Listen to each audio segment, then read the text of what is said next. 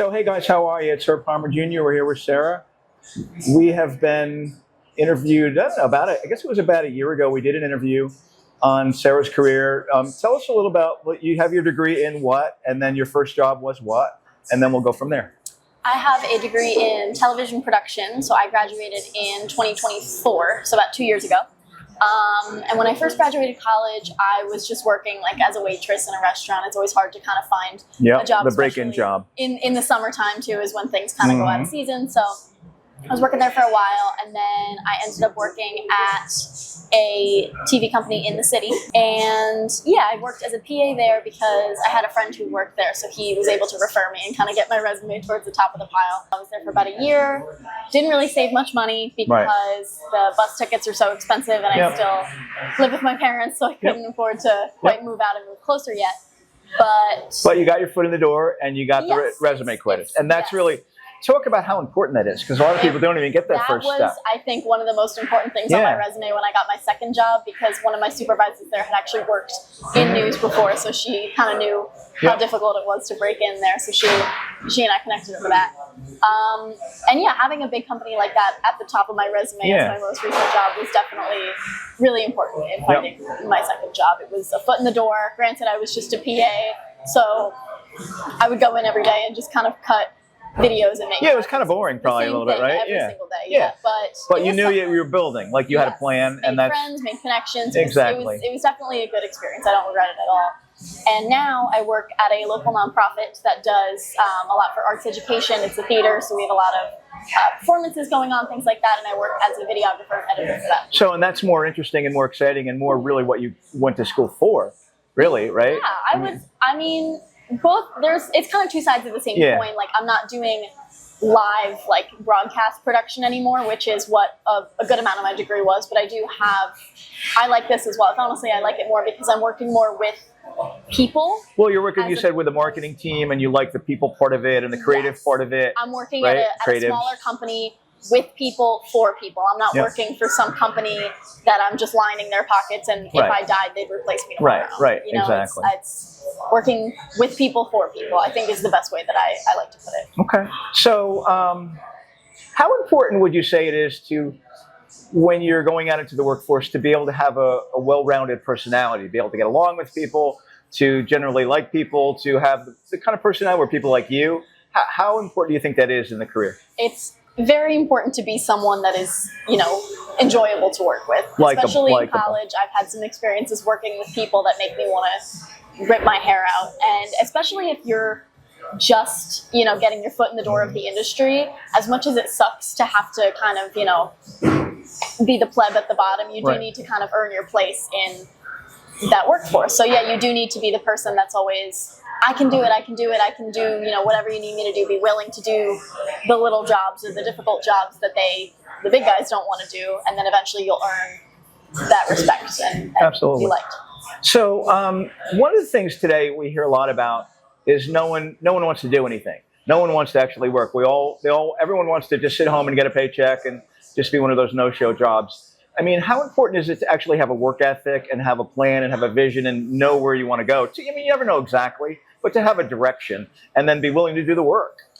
Yeah, I think it's really important to be willing to do the work. It's very difficult, I think, for my generation, and I do struggle with this, is the fact that I'm working, but it's really bad out there right now. The economy is just tanking. It's terrible. No one can afford to live, comfortably anymore. And to be fair, like, I don't know what this industry is going to look like in even just a year from now. Like, think about how fast AI came onto the scene and how that is changing everything in the arts.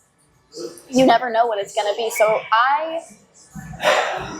if you ask me what my dream job or my end goal is, I honestly don't know what I would tell you, because I'm someone that kind of likes to just kind of see where the wind takes me with things. I obviously aspire to have a successful career somewhere along the lines of videography, filmmaking. I want to be a creative. Oh, you want to? You do want to? So you want to tell stories? But, like, if you ask me like what my end goal job title is, I have no clue. It probably doesn't even exist yet. That's how fast this industry changes. You need to be able to work through it and have that ethic to say, okay, I can face these changes. I can go with it. How or what has been your experience with AI in your field, and have you been looking at that, studying it, seeing where it's going, or what's your thoughts on that?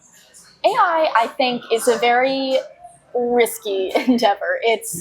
I think it definitely has its place in the world. It definitely needs a lot more regulation than it does now, but that's a completely different conversation. Specifically in like the arts and filmmaking, I think it's definitely a hindrance to people that are getting in, because it's taking these lower level jobs that people like me, the young people would be having, when companies can say, oh, we can just give that to the AI, instead of saying to, an animator or filmmaker, hey, we need, a 30-second short, like a little promo or something, and they're able to hire a creative to do it. Otherwise, they can just feed it into the AI, and it'll give them something that sure looks good, but doesn't have, I think, the heart or the work that has been put into it. And it really does depress me to see like commercials these days that use AI voiceovers or AI actors or, things like that, because that is taking jobs from people that want to work in these creative industries. And that brings up a point, is that if the entry-level jobs are here and those are replaced by AI, then it's even a higher jump, a higher loop to get to that next level above the entry, because it's like they might not even be available. You can't get the experience that you need to get that second level. Higher level jobs. Yeah. Interesting. As far as storytelling, I'm gonna throw a lobster zinger at you. So, what kind of stories do you like to tell? Like if you had unlimited time and unlimited budget, like what story would you tell, or what kind of stories? I don't know. Really, I don't know. I want to do everything. I have my own little like show ideas that I've written in college, for assignments and things that I would love to build on. I also love documentary style, like not necessarily telling a story, but allowing someone else to tell their story and kind of being the person that's able to kind of put it all together and package it and give it to the world to see. So yeah, like I said, I have no clue what my job title is. I have no clue what I want to do. I just know that I want to be a creative and tell any story. I want to dip my foot in multiple pools.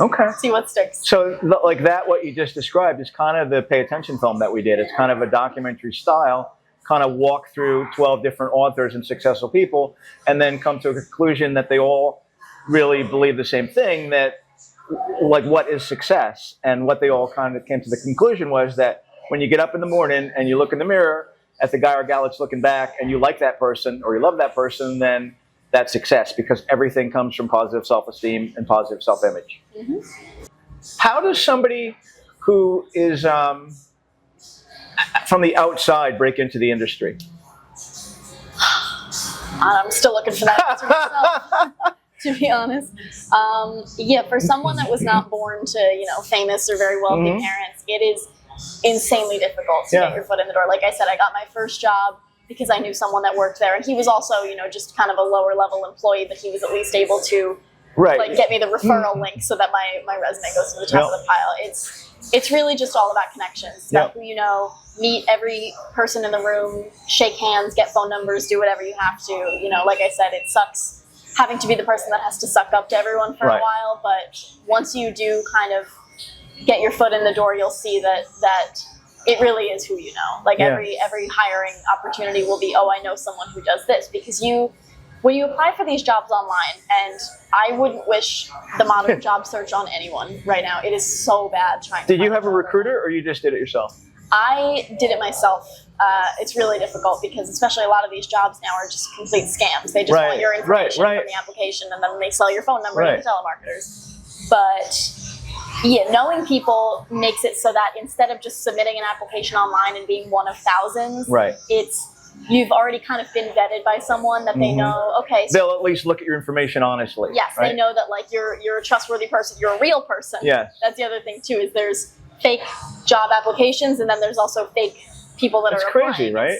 It's kind of ridiculous. They know that you are real, you're trustworthy enough that someone in their company is willing to work with you, and that's really just how it goes. So So I was talking before that I heard stuff on the radio that millennials are hiring career coaches to break into industries. So it's like you said, how hard it is with just trying to get your resume out there. So they're hiring people and then trying to go in that way. And but it sounds like with you, it's like a lot of the polishing and the stuff that you needed to know, you learned. like you kind of figured out like what you had to do. So you didn't hire a coach to do it. You just kind of figured it out, talked to people, and knew some people in the industry and such, right? Yeah. I think, like I said, it's who you know. Not that I really would be able to afford someone to apply for jobs for me, but I do see how that could be helpful, like being someone who understands like, okay, this company is a legit company and that's worth applying for, and maybe they have like certain people that they know that can get those referral links to you and things like that. But yeah, I think for young people it's really difficult today to break into any industry, just to get any job. Did you want to work locally? I mean, you wouldn't, if they offered you like a dream job in another state or something, would you have considered that or not at all? Yeah, absolutely. I'm a big believer in leaving your hometown at some point in your life. Well, Jesus left his hometown, he turned out okay. Yeah, I think, he was a carpenter's son in Nazareth, You need to kind of experience life outside of the what bubble you've known for your entire childhood. I think like going to college is a part of that, and I went to college and I learned that the world is bigger than my little hometown. And then you graduate college and you go somewhere else and you realize the world is even bigger than that. You can do anything you want. Nothing is stopping you. You could move across the country tomorrow, take a job somewhere. And I think especially now that the economy is the way it is and no one can get jobs, I think my generation is going to kind of move a little bit more towards kind of that free form, just kind of live your life day by day. Because like I said, you can't really have an end goal. You don't know what the world is going to look like in a week. Things change so fast. So I think just kind of focus on, are you happy? Are you fulfilled? And that's really all you can ask for.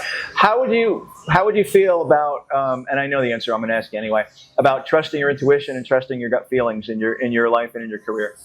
Very important, especially as a woman. But you just, if you have a gut feeling that like, oh, this really isn't the best. Doesn't feel right. I don't know why, but it doesn't. It's you. Your gut feeling knows things that your brain won't know for forever. A friend of mine actually had applied for a job and had multiple rounds of interviews, and then she got an offer, and she was like, this feels wrong. Like she just did not feel right about it. And it was like, honestly, not a dream job, but a job in the industry that would have been really cool for her to move up into. Mm-hmm. And before she accepted it, we dug around a little bit and found out it was a complete sham. Like everyone that had ever worked there was like, this place is horrible, this is not great. And just trusting your intuition, you will know, I think, what's right for you. All right. Sometimes if it seems too good to be true, it usually is. It usually is. All right. Well, that's good advice. If all goes right over the next year, where do you see yourself in over the next year? Endeavors? Oh, that's a big. I know the answer to that. So we're big Kevin Smith fans and the whole Dogman and all that. He was a local guy. He's from Highlands, and now he lives in he's in California, and he still has his condo across from the theater. That's the nonprofit in Highlands, and so we last spring, and because you were around at the time, you were doing some editing for us. We did a 2-month shoot on the whole journey of him through all his different movies in different locations. And, my whole genre, I was in a lobster shoot for half of the shoots because, my book is The Lobster and the Chicken. So we walked through in my crazy lobster character, which is to get attention. And it's very embarrassing, but we got to do whatever we got to do because we need to get into the, what we got to do. So anyway, we're in post-production for that. We're editing that now. It's going to be a 15-minute short. We're going to enter that into the Garden State Film Festival. One of Kevin's friends' buddies is on the board there. And we will believe that he'll see the creativity and what we can do. And once we've done that and we have his listening ear, then we have a script that is perfect for his daughter, Harley. And we believe this is the movie that she wants to direct and star in. And then it's off to the races. That's the plan.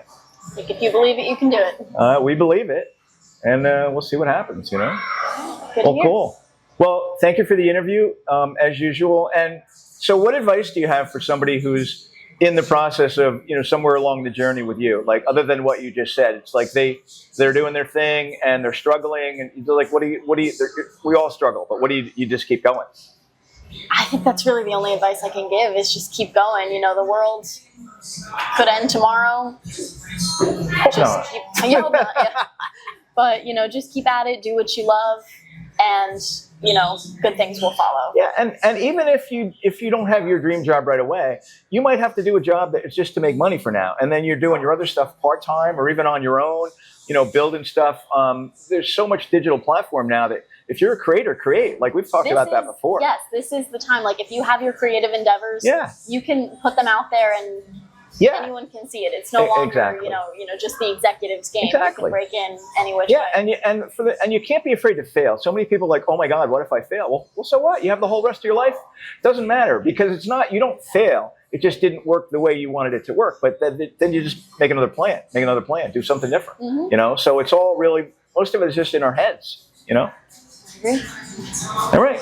Awesome. Well, thanks you guys. We were going to film this outside, but it rained, so we made a different plan. All right.